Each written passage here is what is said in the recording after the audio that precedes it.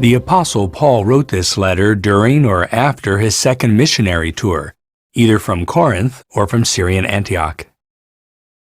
Although he usually used a secretary to write his letters, Paul himself wrote the letter to the Galatians. Galatians was written about 50 to 52 CE. Did you know? Galatia was the Roman province that occupied the central portion of what is now known as Asia Minor. The Galatian congregations to whom Paul wrote may have included the ones in Pisidian Antioch, Iconium, Lystra, and Derbe.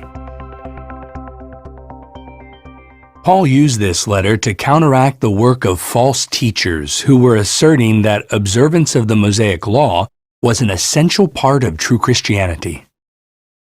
The letter to the Galatians has 6 chapters. In chapter 1, Paul relates his own experience of conversion from Judaism to Christianity.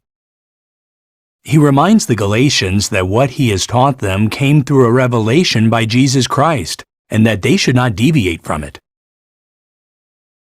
In chapters 2 and 3, Paul reasons that works of law cannot make one righteous.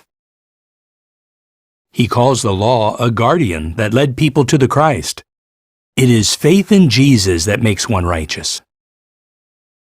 Paul identifies Abraham's spiritual offspring as Christ and those who are heirs with Christ. The Galatians, though, are in danger of becoming enslaved to the teachings of men, Paul warns in chapters 4 to 6. In chapter 4, Paul introduces a symbolic drama using the example of Hagar and Sarah and their children, Ishmael and Isaac.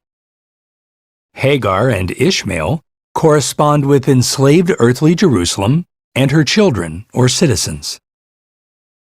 Sarah and Isaac correspond with the Jerusalem above, the heavenly part of Jehovah's organization, and her children, the Spirit-anointed and free sons of God.